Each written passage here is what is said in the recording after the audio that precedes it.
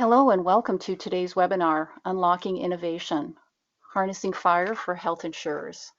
Before we get started, I'd like to review a few housekeeping details. Today's webinar is being recorded and an online archive of today's event will be available within 1 to 2 business days.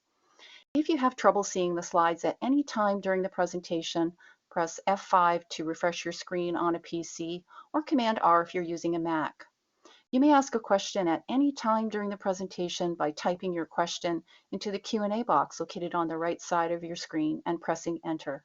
And finally, I'd like to remind you of AHIP's antitrust statement located in the link just below the slide viewer. We will, as always, comply with that statement. Among other things, the antitrust statement prohibits us from discussing competitively sensitive information. And we're very fortunate to have with us today Ms. Kendra Obrist, Senior Consultant at Point of Care Partners, and Dr. Russell Leftwich, Senior Clinical Advisor for Interoperability at InterSystems. And at this time, I would like to turn the floor over to Kendra. Thank you. Welcome, everybody. Thank you for joining us today, especially this close to the coming couple holiday weekend. I'm going to spend a little bit of time as we start out to sort of talk about this thing called the API economy, FHIR, and why it's such an important dynamic to what's happening in healthcare now and over the next several years. And I'll do that sort of by using an example. The API economy is a term used well beyond healthcare. You see a quote on the screen by one of the vice presidents at Gartner that describes the API economy as an enabler for taking a business or an organization such as any of yours and making it a platform. And once a business becomes a platform, it allows innovation and connectivity from inside and outside. And that I think is important to understand why people say, boy, this API transformation is important, is going to change the way healthcare is experienced by all of the stakeholders. And I'll use just a quick air travel example. There's many industries that have been transformed over the past couple of decades by APIs. Travel is one of them. I remember, not sure how many of you remember, the time when you used to have to physically go to a travel agent's office and sit down and talk to them, and they'd show you brochures. They could make reservations for you to go places. They'd hand you paper tickets that miraculously didn't even have a name on them. It was just a ticket from point A to point B. You could hand it to somebody else and they could use it. When they got a little more advanced, you could make reservations over the phone. And then, a few airlines got together, American Airlines being sort of the leader of that, and developed what they called the Sabre system, which started allowing people to see not only American but some other airlines' schedules and do sort of comparative, not people consumers, but people, travel agents, to do some comparisons. That was back in the late 70s. That sort of stayed status quo until the early 90s, so 15 years or so. And then you started seeing all of these sort of airline websites coming into play. Individual airlines, they all had their own website. You could buy tickets, you could look at schedules, and we came up with this thing called electronic tickets or e-tickets, which is sort of all you see today. But you still had to go to each individual airline individually. And then between sort of that early 90s and the late 90s, sort of that 10-year period, there really was a pretty significant technology change where things became API enabled. And the things that became enabled were the airline schedules and their pricing systems and how they put packages together and did routing and code sharing and all of that, such that their systems became interoperable. And then you could actually look at things as a consumer and view different airlines, the code share airlines, until such time as technology really caught up with the APIs in the industry, and we ended up having what we called sort of API-powered aggregators. So the Travelocities, the Pricelines, the Kayaks, where you could look at multiple airlines all at once and view their pricing. All of that was powered by APIs. And without APIs, that would not have happened. And so once those APIs were available, what happened here sort of in between, sort of in the late 90s to early 2000s is what I would call sort of the innovation explosion in air travel. And the combination of advances in technology, how people use their cell phones, their watches to manage parts of their lives, and what had happened with the APIs and the systems in the travel industry combined to create this explosion of new ways to experience travel. So not only could you do airlines on your phone through Travelocity and Expedia, but you could also do hotels and cars and book excursions and do all kinds of things put together in this API technology that enabled all of that. And if you try and you think about that and you think, okay, well, that's travel. And then, the same thing happened in financial services. Not many people go to the bank today and actually, deal in paper money. You pay for things with your phone, you pay with your watch, your Apple Wallet. There's lots of different ways that currency is exchanged in today's world that was all enabled by APIs also. So it's not just air travel. Those are just two pretty familiar examples that most people experience, in their day-to-day life. So when you think about healthcare and you think about where we've come, we've had a similar, albeit slower progression, as one would expect. Healthcare is a little slow to adopt technology. Back in the olden days, as you would say, the world existed with paper charts, paper claims. People used the phone, the U.S. mail, couriers to move information around, and then they became really tech savvy and started using fax machines, and then even later maybe email. Until really the mid 90s, when HIPAA came around, and the X12 standards, which allowed not really API, but at least standardized transactions and ways to interact. And then in 2001, when CMS mandated that any claim that wanted to be paid, a Medicare claim, needed to be sent electronically. And that really was the start of what we're experiencing, the maybe mid or tail of this regulatory climate that began pushing the envelope on the concept of interoperability and technology. And those claims, so you were a combination of regulation, that technology was available, and the X12 standards made it a little bit, I'll say, easier, although many people don't think that it was actually easier. And they had an incentive along with the regulation and the mandate, because if you wanted to get paid, you did what CMS asked you to do, and so you were incented to adopt the technology. Fast forward, a couple of, 10, 15 more years, and we came into the High-Tech Act of 2009, which drove the adoption of electronic health records and e-prescribing through the meaningful use incentives.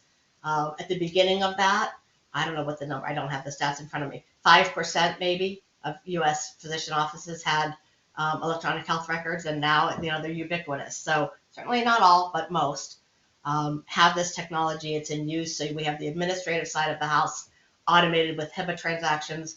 We then started having the clinical side of the house at least being electronified with e-prescribing and EHRs. And then we go forward another 10-ish years to what started happening in 2000 with the Patient Protection Act and 21st Century FHIR, where I have 4 simple regulations listed here. There's many more than 4, where a combination of regulatory mandates, the advances in technology, API technology itself is very, very mature. FHIR is nothing more than healthcare specific APIs. And I know Dr. Lethbridge is going to talk a little bit about that when he speaks later. But the regulations are there. CMS's regulations powered by the ONC regulations that drive what technology vendors and other technology suppliers need to do are really driving this forward. So the APIs are there. They're being regulated. They're being mandated. They're being used. And so the data is becoming more liquid and free and more available. And that shouldn't scare us. Financial data is free and available, and I'm pretty careful about how my financial data floats around. Certainly as much so, if not more, than my medical data. And so the security can be managed with the data free. I think we're coming up on that area of an innovation explosion in healthcare. When is that going to be? Is it going to be 2024, 26?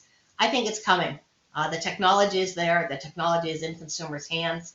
It's being used to manage many, many other parts of their lives. I don't think it's long before the innovation explosion happens in healthcare. And what is that going to look like? None of us really know for sure. It certainly has already started. But if you look at this possible scenario, and I say possible, I think it's very feasible, if not plausible, that some or all of these things are already happening, maybe not strung together in this way. But we're at that time of year now. If you haven't done it yet, you're certainly getting reminders to get your annual wellness check. They started around October usually. So you may get a reminder to have that done. You may get it as a text on your phone today or an email into your inbox. Those things didn't happen even 5 years ago, really. Maybe an email, but they really didn't. And that they may happen to know that you want to find a new doctor. And so right in that link, it may say, click here to search our provider directory. Do you want to be closer to home or work? It knows where you live. It knows where you work. That artificial intelligence out there, based on what your health plan might know about you, can guide you right to providers in a neighborhood that you live or work in. And then remind you, do you want to give the information from your last physical to this new provider? And just by the click of a button, you could authorize the sharing or some or all of that information forward to your new provider and save yourself the work of filling out forms and answering medical history questions and the like. That sort of administratively makes us more efficient. On the day of your appointment, when that day comes, your Alexa alarm might wake you up and remind you that you have an appointment at 11 o'clock this morning, remind you not to eat or drink anything, and then ask if they can book you a ride, integrated with sort of the Uber network and Amazon. That's a really feasible thing that could happen, and off you could go to your appointment. In your Uber, when you get there, you might get a notice that you've arrived and that you have a $50 copay, and ask if you want to pay it from your Apple Wallet. And you could do all of that still sort of sitting in your Uber or walking up the stairs, and then get a reminder about something you might be talked about during the visit, a flu shot with a link to click on, things that you can learn about why you should bother getting the flu shot, and on and on. I'm not going to read the rest of this. You're going to earn points. You might get your lab results and directions to a follow-on visit automatically, and then sort of at the end of that experience, which might be a few days later, have the opportunity to rate not only your provider, but some of the other services that you've used in conjunction with that one healthcare experience. So that's pretty different than the way we experience healthcare today in most cases. My children are in their early 30s, and what they expect out of a healthcare experience is more akin to this than what happens most of the time today. And I think as you start seeing their generation, certainly the younger generations, but the individuals who are in their 30s and early 40s today, start populating more and more of healthcare, this is going to be an expectation and a demand, not sort of a futuristic scenario. And it's really the API foundation that we're laying today that will allow all of that to happen.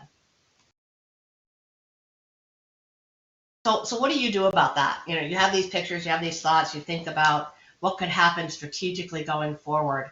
I think it's important that every organization decide what I would call their strategic approach is going to be. And this spectrum that's depicted here talks a little bit about that. At one end, the far left end of the spectrum, is what I loosely call the box checker. So this organization is really highly risk averse, is going to do the minimum that they have to do to meet regulations. They set pretty short-term goals, and they're going to really go for the least cost scenario. The opposite end of that spectrum becomes the leaders and the innovators. They're out there, they're talking about what they're doing. They have very, very well-defined interoperability strategies across the enterprise. They push all of the boundaries. They're highly risk tolerant. They make investments, and they're visible, and they take leadership positions in the industry. And then obviously there's a couple of points on the spectrum there. I talk about sort of the cautious follower and the strategic positioner, which is really just one step away from that innovator. They're strategic, they take risk, they invest, but they're a little less visible, and they might not be on the bleeding edge. They're sort of one step removed from that. So I think, if you don't have an approach defined in your organization, starting here is a good place to start to understand what type of interoperability implementer you're going to be. Everybody's had to do something so far, and just because you may have started as a box checker doesn't mean you need to stay there. None of these are wrong. Every organization just has their own way they want to approach something like this. But I think understanding it and following it and making sure the organization is aligned around it is important. I think we're going to go to a poll now about this spectrum from box checker to leader and innovator. And that poll is running on your screens now. What type is your organization? Box checker, cautious follower, strategic positioner, or leader and innovator? And we'll leave that running for a few seconds.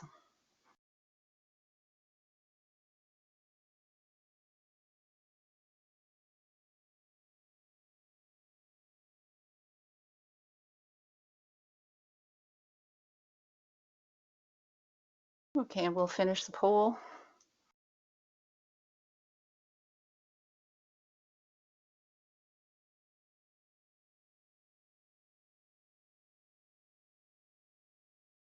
And Kendra, there are your Okay, results. perfect, thank you. So, so the results, and thanks to everybody who took the time to sort of click in on their answers.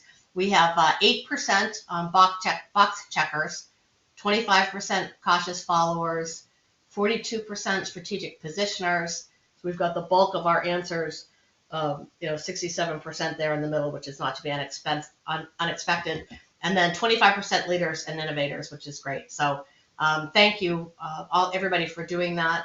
It's I think interesting to know, and hopefully I might have had a poll question that said people didn't know where they were, but we didn't include that. But thanks for everybody for doing that. So we talked about the strategy approach on the last slide. If you think about having an interoperability strategy, and I would encourage you and your organization, if you don't feel like you have one, to develop one, even a simple one. If you don't have a strategy around interoperability, it's going to just happen to you. Because you can't avoid it. Regulations are going to make you do things. The industry will change. There'll be demands made on you. So better to plan and organize how you're going to approach interoperability than let it just drive what you do. So again, you need to understand how this is going to affect your business broadly, the business, your organization, how you compete in the marketplace, your operation and your technical infrastructures, how you're going to prioritize things, how you're going to measure value. I hear this really all the time in the market. Well, how is this interoperability stuff valued? You really can create very tangible measures. Tangible is not always financial, but very tangible measures of value for interoperability types of projects. And I'd encourage you to explore that and figure out how you're going to value it, because in many ways, that's how you're going to get funding for interoperability initiatives. How are you going to keep up with everything that's going on? There's a pretty long list of regulations and enforcements and details in place today. We expect that pace to continue over the next several years. Keeping up with the regs, both at the federal level and the state level, can be onerous. There's a lot of collaboratives out there, Da Vinci and Gravity and Codex, and they're all making things happen and working towards activity in the interoperability space. Understanding what's going on there and how you can participate and benefit will really help you move forward. And then there's the advancements in technology and innovation. Just keeping up with that itself can be overwhelming. So figuring out how you're going to do that is important so you don't get left behind. Change, how are you going to manage change and communication, both internally and externally? Change has traditionally been slow around technology and healthcare. As the pace picks up, you're going to have to manage and communicate change differently than maybe you have in the past, which will sort of the impact on your members and providers. They will be impacted, hopefully in a positive way, by most interoperability, but some will be afraid of it and will need education and need how to learn how to sort of live in this new world and how to use it. So driving adoption and utilization, there might be hesitancy. There frequently is to new technology. So how are you going to affect that change in those communities? And lastly, how's it going to change your market? Who's your competition in your market? What are they doing? How are they driving change amongst the individuals that live in your market and the providers that deliver care in your market? And how do you dovetail into that, differentiate yourself? The market will change. Product design will change. All of these things will be influenced by the advances in technology and interoperability. One more look at this enterprise impact that I've mentioned a few times. I have written here, it takes a team. I had a customer say to me a couple of weeks ago that they thought interoperability was a team sport. And I agree with that. I mean, it affects the organization very, very broadly. Internally, all of the different functional areas, support areas are really heavily impacted by interoperability initiatives and need to be involved and at the table when decisions are being made. And then externally, you have many people, such as point of care partners and myself, consultants and subject matter experts in this space that can help you navigate sort of those waters. You've got your technology partners like the InterSystems team that's on this call with me that can help you understand what your options and choices are and the implications of those choices. And then you have your external stakeholders, whether that's your medical committee or an advisory group that you have, the groups that you may form with your consumers, your employer customers. They all have, skin in this game too, because it affects, their lives, their experiences, and most frequently their wallets. So I would encourage you to think about interoperability broadly, like this, and include both internally and externally those that can help you be the most successful. Talk just a little bit. I don't think you can talk about interoperability here in late 2023 and not speak about the advancing interoperability and prior authorization rule, which has been sort of looming out there for good or for bad for a couple of years now. We actually put these slides together a couple of weeks, actually just about a month ago. We were supposed to have this webinar in late November. Unfortunately, I was sick. I'm losing my voice again. Fortunately, I had enough of one today to do today's seminar. But I think it's maybe not the end of 2023 because I think it's too late. But I think we're still certainly looking early 2024. Everything's signaling that it's right around the corner. The Office of Management and Budget, has had it since late October. I would expect that rule will be popping out relatively quickly, whether you call it 0057 or interop through 3 or whatever. I think it's coming. It already has variability with state rules. So there are many states that have passed or have legislation around prior authorization in progress. The focus of those state rules has been primarily on gold carding, some requiring it, some forbidding it, and some in between. Transparency, sort of decision making and timeliness. So I think if you operate across more than one state line, understanding what's going on from a state policy perspective is just as important as understanding what the feds are doing. And lastly, and I'll spend one more slide on this topic here, if you're impacted, and I would venture to say that there's not a health plan in the United States that isn't going to be impacted, and if you're a provider, you're going to be impacted, that you should be well into your way of developing your plans, not only to comply, but to use it to your advantage and leverage. And that brings me here to, I think, my last slide before a poll, which is sort of where are you in planning for success? Again, I put this timeline together with the original January 1, 2026 enforcement date. Is that going to say a 26? Probably not. Is it going to be a 7 at the end or an 8? I'm thinking maybe a 7. We'll know here shortly, I would imagine. But, we just outlined a couple of phases here. The assess and analyze phase, everybody should be pretty much done with this. If you're not, you sort of need to get on the ball here and understand the rule, the requirements, how they impact you, what your abilities are or are not with your current internal systems, and how you're going to work towards compliance, and then again, leverage of this rule, because you can get some real, not only efficiencies, but benefits for you and your members and your providers out of this. Do that gap analysis. Talk to your current vendors. They've all got sort of skin in this game. Try and understand how they can help you, where the gaps might be, and who might be able to fill them for you. And then, sort of you go into decision-making mode, which a lot of people are in this mode already, or past it, or almost completed. If you take most of 24 to make decisions and do contracting and budgeting and the like, you're only going to have 2025 to implement. And a year sounds like a long time, but we all know with projects like this, it's not very long. So I would encourage you, if you're not sort of at least sort of halfway through this 3-phase cycle, to find a way to jump into that next year.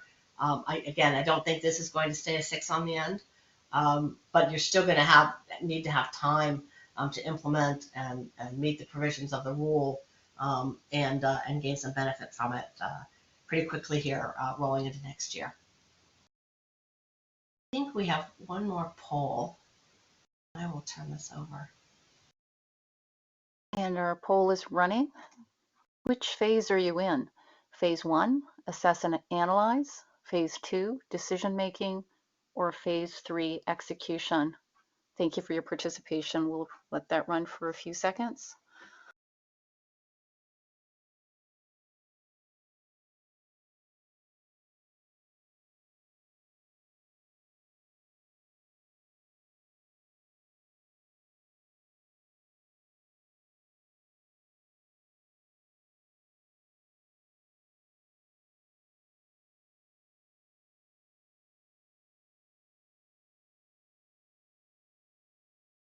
Our results are in.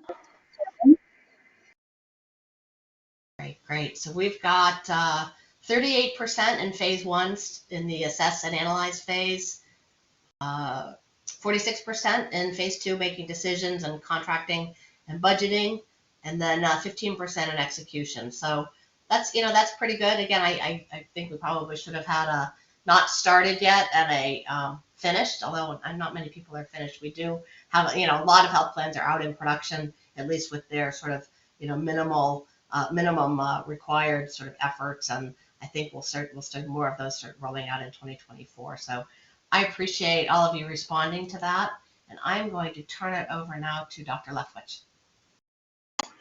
Thank you, Kendra. So I want to talk about the potential to be an innovator. Kendra referenced the innovation explosion that's coming. I agree with that.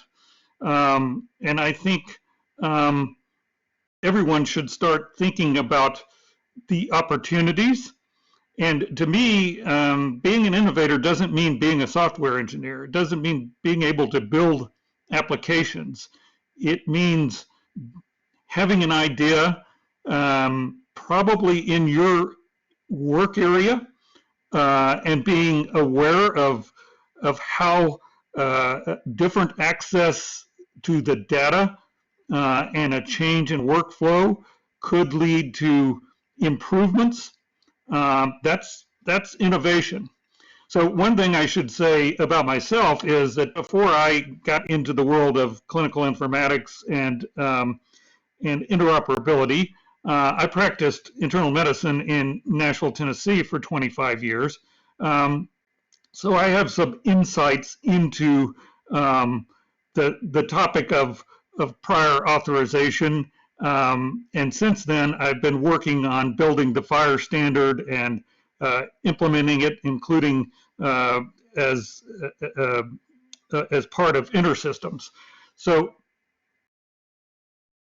let me start out by saying a couple of more things about FHIR. We often refer to FHIR as interoperability exchange standard, but really the first inspiration for FHIR, the first principle, was that it would be a way to access data in EHR systems without having to know how that data was stored in the EHR system and have that data look the same. So that's really the first principle of FHIR, is data access. Before you can exchange it, you have to access it. FHIR is itself, as Kendra referred to, an API, a data model for healthcare that allows us to create interoperability. But the truth is, FHIR itself is not interoperable out of the box because it's very flexible. It's flexible so you can use it in a lot of different use cases. And to make it interoperable is to customize it for particular use cases. And the way we do that is FHIR implementation guides. Those are the end products of the Da Vinci project and the requirements of the federal regulations that exist and are being rolled out in the 0057 CMS rule. So it's those customizations that create the semantic interoperability that we need to move forward and to innovate with. The U.S. core data for interoperability that you're probably familiar with, the requirements for what data systems must be capable of exchanging, is also not interoperability out of the box. It is the superset of the data you need to exchange, and those FHIR implementation guides bring it down to the specific data set that you need for a use case, for your use case. I want to talk a bit about the workflow of prior authorization. The workflow has been the same since I started practice in the 1980s, and it was on paper at that point. The workflow is that you determine that for something that's ordered for a particular patient, whether it's a medication or a durable medical equipment or a procedure or referral, you determine that the insurance plan requires authorization for that, and then you have to determine what the data that the insurance plan needs for that authorization is, and they have to tell you.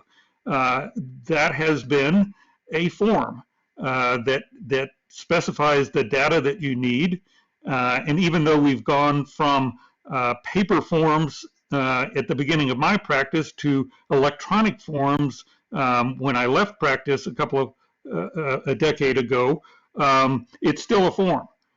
It still requires a human to fill it out, and that requires a considerable amount of time. It's very much part of the burden of EHRs and electronic data, because there has to be a human in the loop. Then that form gets submitted.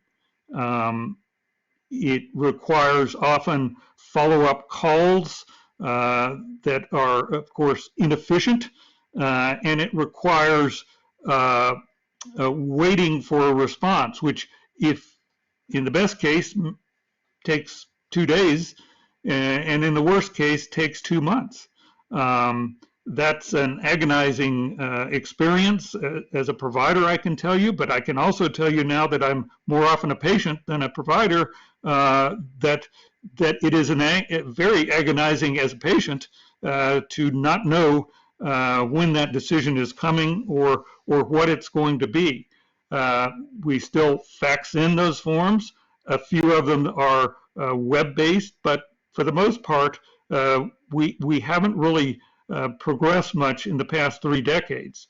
That's the promise of the prior authorization requirements and of FHIR and some of the Da Vinci implementation guides, is that process can become a background automated process.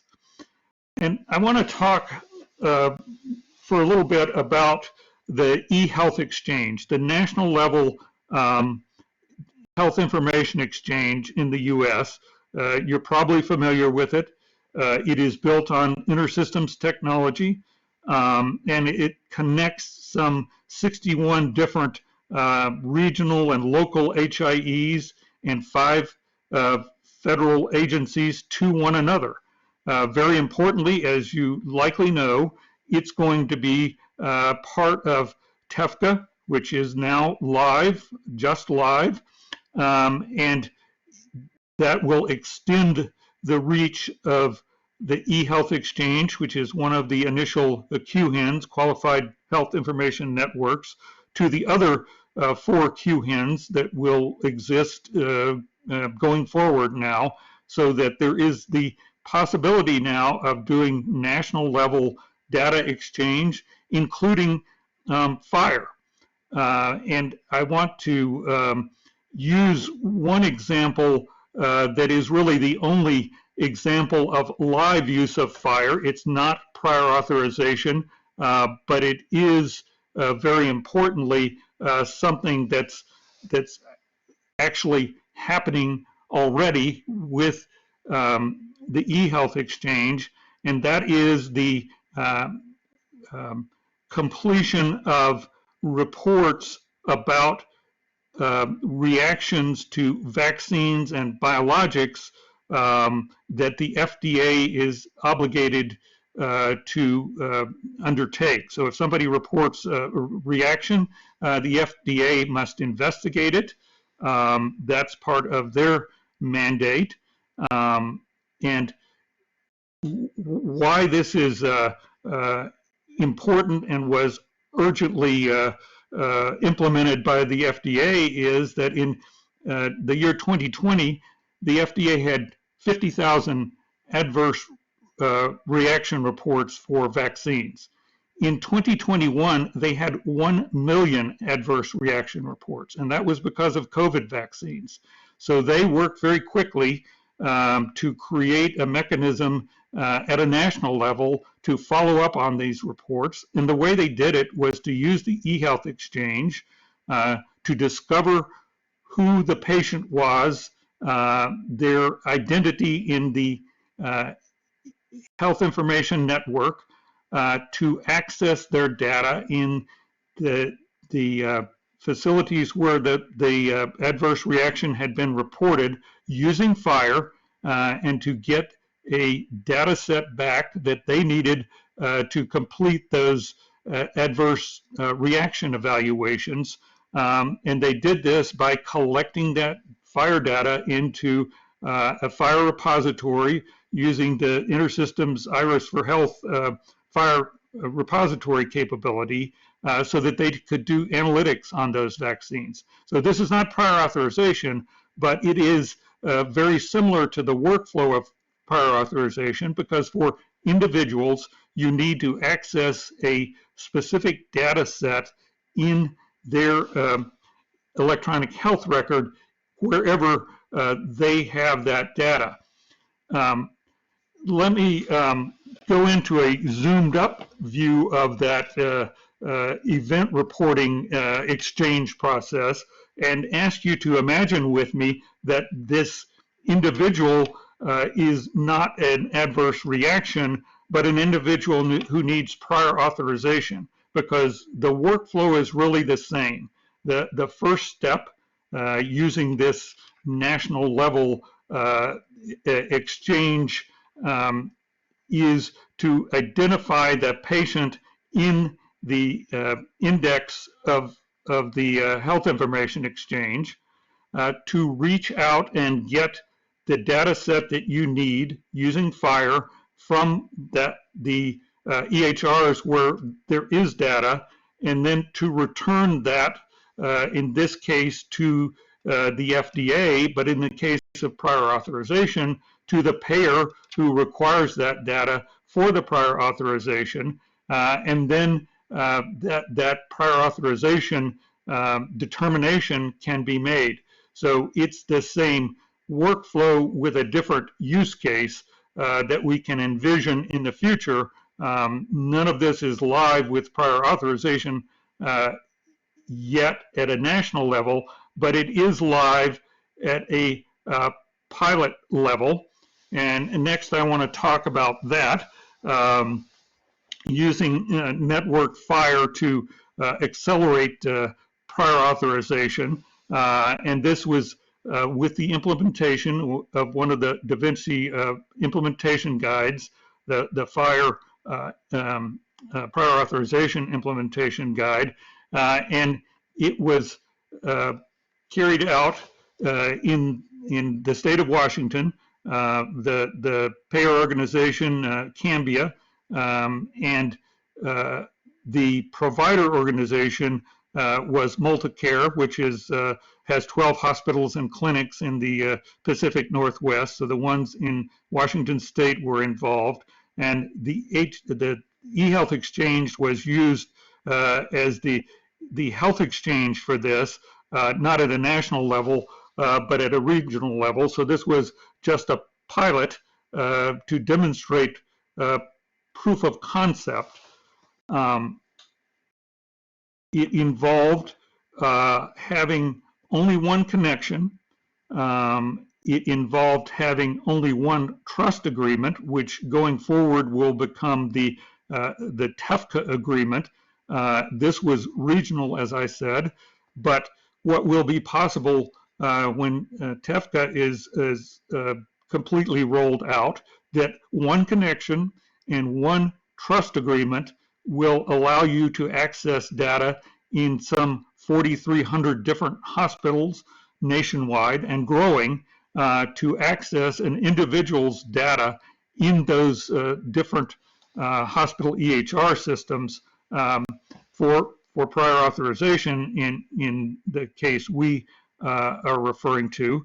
The eHealth exchange is very much live at this point, doing over 1 billion transactions a month and exchanging tens of millions of CCDA documents each month. And the truth is, at the current time, most of the exchange that takes place is not FHIR, but is these CCDA documents, which do contain the data. In fact, they're required to be compliant with the US CDI as well. But that data in those documents can be deconstructed into FHIR so that the rest of the use case can actually be executed using FHIR. So this, as I said, is a pilot at the regional level, but you see on the map in front of you that the eHealth exchange actually covers the majority of the country, and much of the part that's not covered doesn't have many facilities or people in it. But this is very much a national level exchange that can be used both for treatment, for prior authorization, for public health, and it is already operational with the beginning of the National FHIR Exchange. We're on the verge of that now with the go live of TEFCA and the designation last week that you're probably aware of the 5 initial QHINs, Qualified Health Information Networks. So what is the one of the points of friction that we still need to solve is that most of the healthcare that takes place is local, 90% of it or more. You don't need a national level health information exchange for that. It's unusual to need data on a patient that's in a EHR that's 1,000 miles away. Most of it is local, but for insurance, for public health, for the prior authorization use case, we do need to scale to a national level. The eHealth exchange allows us to do that. FHIR and the FHIR implementation guides allow us to do that efficiently and reliably. So we're on the verge of being able to use this for not only implementing the prior authorization use case, but for other innovation as well. So the things that we're already doing involve collecting the data for public health use cases like the vaccine reactions and surveillance of other new products and drugs. We're using networked FHIR to gather data for use cases, even though what's happening in terms of care is usually still facilitated FHIR that is being done locally, including with payers.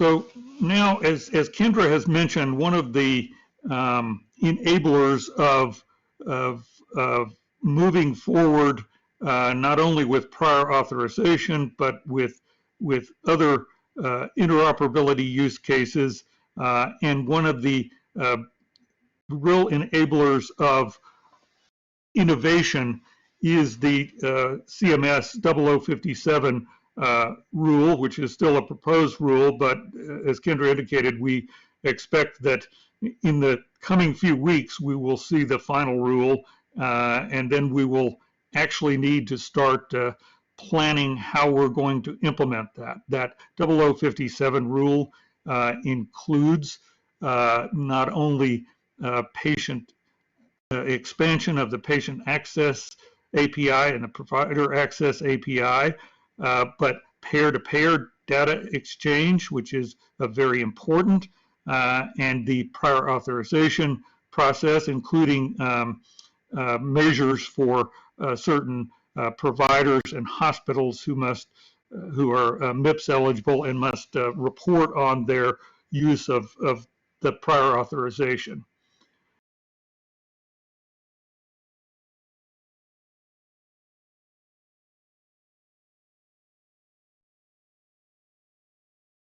So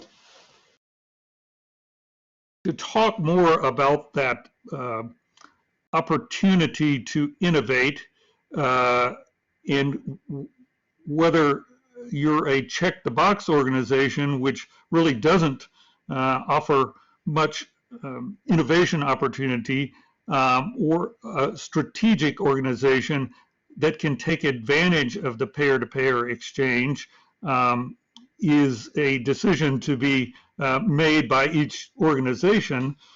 The one of the prime enablers of innovation is the intent for payers to be able to create and own a longitudinal patient record. This is not a patient record with all the details.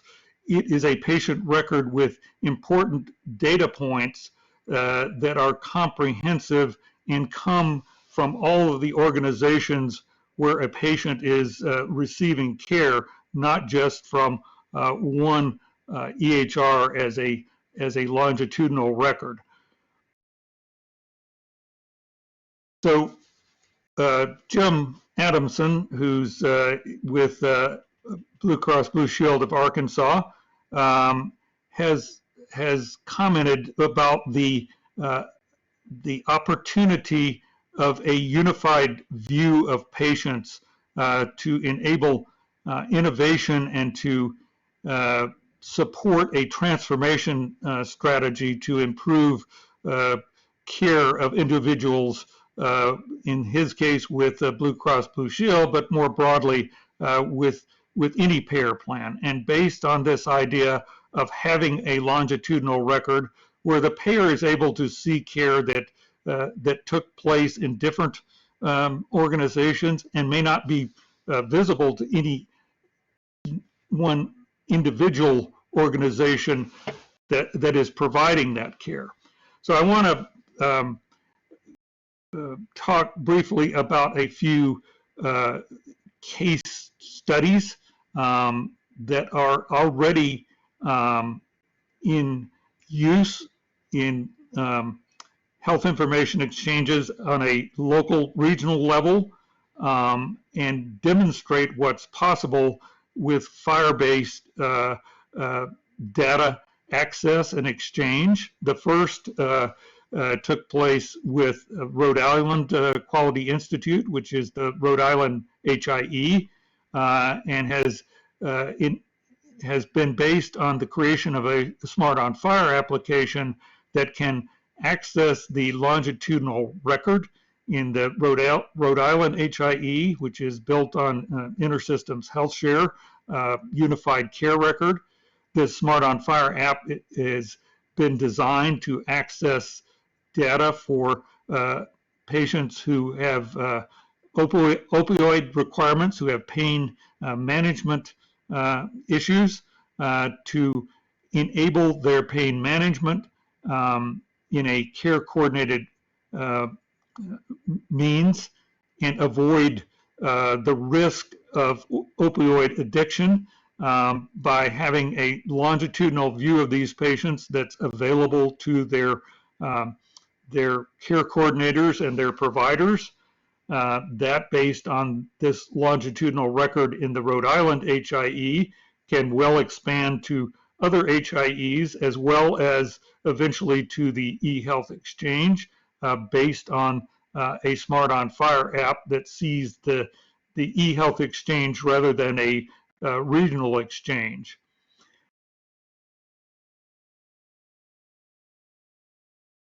The second use case I want to talk about, which also relies on a Smart on FHIR app and on a regional health information exchange, again based on InterSystems HealthShare unified care record, and this is the HIXNY, which is in the Albany area of New York State, and they have developed a Smart on FHIR app that is a social services referral app. It is able to see the not only the clinical data, but the behavioral health data, and the social determinants of health data of individuals in that HICSNY-HIE, and this app actually creates a recommendation for a social service referral and is connected to the social services network in that area of New York State, so that a provider can use this app to make a social services referral directly to those social service agencies.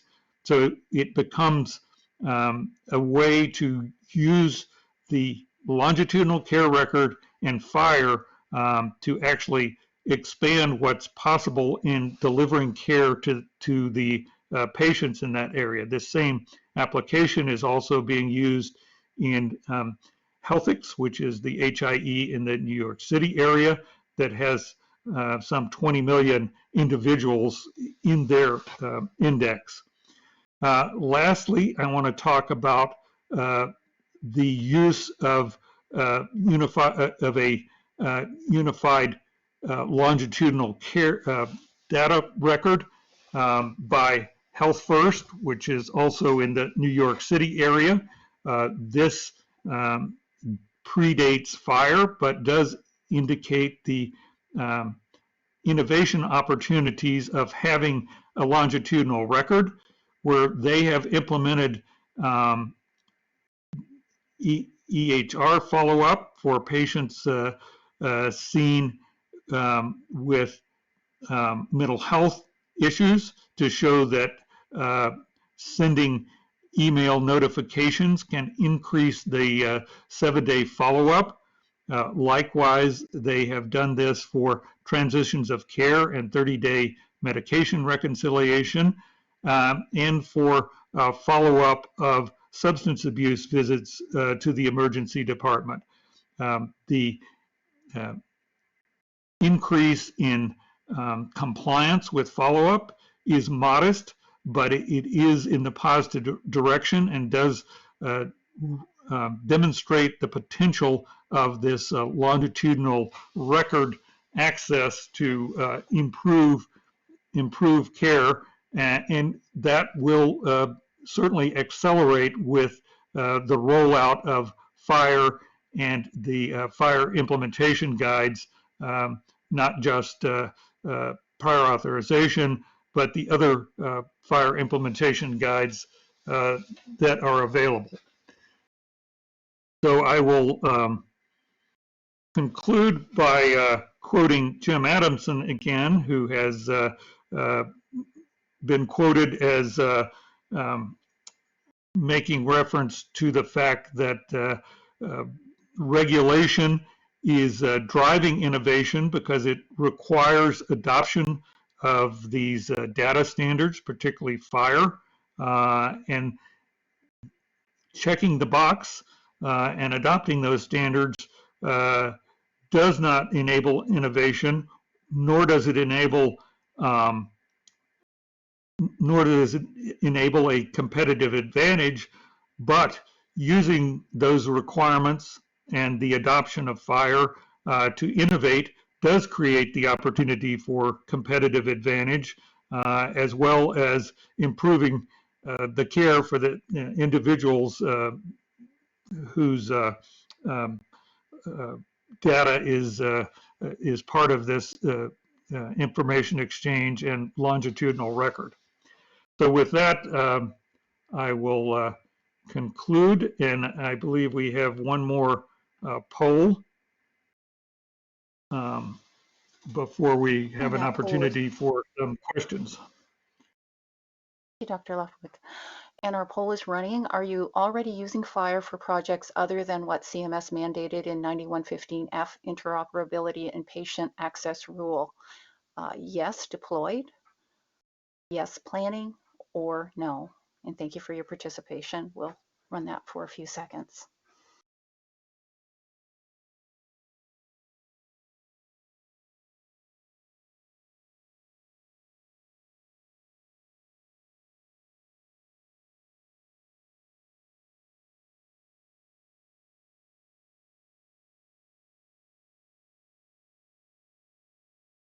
And our poll is finished.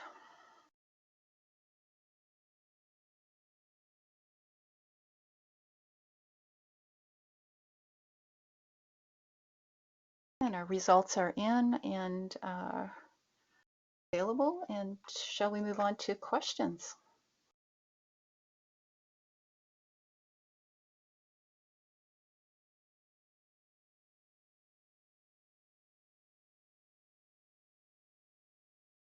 So at this time, we're going to address some questions that came in during the presentation.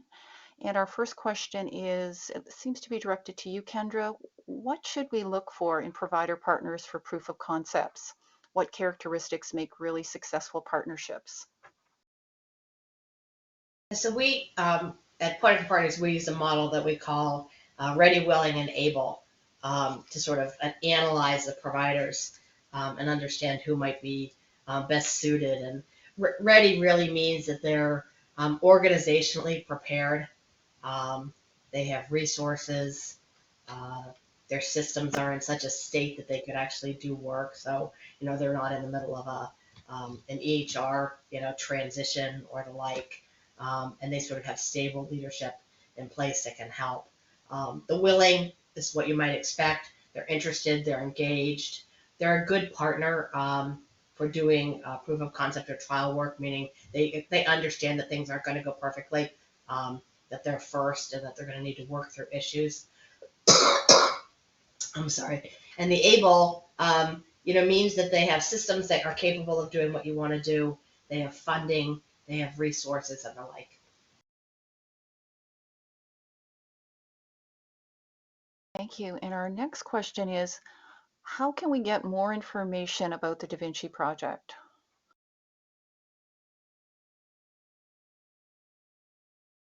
So I can Da Vinci put a project, link into the chat if that would be helpful. Go ahead, Dr. Leftwich. yes. I was going to say they do have a home page, and interestingly, today the HL7 Standards Organization published their monthly blog, which is entitled The Standard, and the topic of today's blog is the accomplishments of Da Vinci during 2023. So that would be a good place to get an overview of what's going on.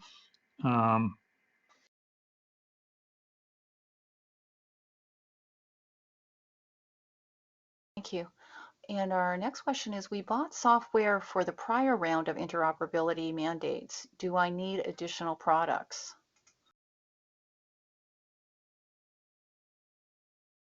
Well, it may not be additional products, but it is additional capability that because it wasn't specified, the requirements weren't specified previously, will require updates in most cases of the products you have. It might mean a new product, but more often I think it's going to mean updates of existing capabilities and technologies.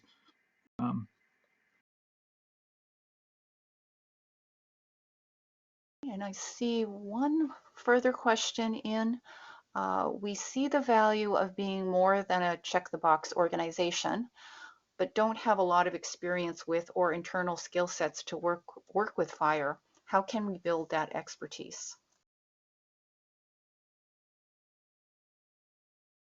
I think there's probably two parts to that answer. Maybe I'll take the first part and Dr. Leftwich, you can take the second, which would be, building the internal experience around sort of what you want to do and what your approach is one part of it, which is more of a business skill around understanding sort of the art of the possible and how to use APIs. And there are lots of classes and webinars and people, subject matter experts and groups like Da Vinci where you could go to get assistance and thoughts along sort of that part of the skill set. Dr. Leftwich, do you want to sort of address the technical end of that skill set question? Well, I think it does require the technology to implement, and that's what InterSystems is certainly interested in talking to those who want to move to that more innovative stage, particularly with the longitudinal record and having a technology like our HealthShare Unified Care Record that can enable creating a unified care record from various data sources, integrating that. We're always glad to talk to organizations about that. I think it in many cases will require that level of technology adoption to take advantage and to be able to innovate.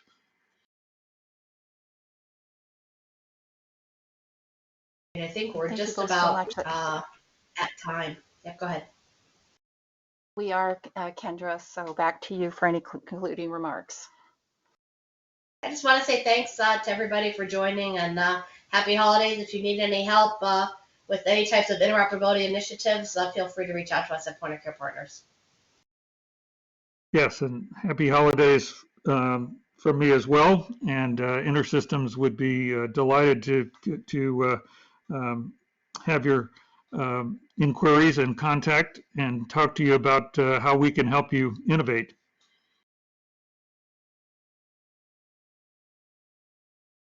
For speakers, thank you for that great presentation and for sharing your thoughts. And thank you to the audience for participating in today's webinar. This concludes today's presentation. Thank you again and enjoy the rest of your day.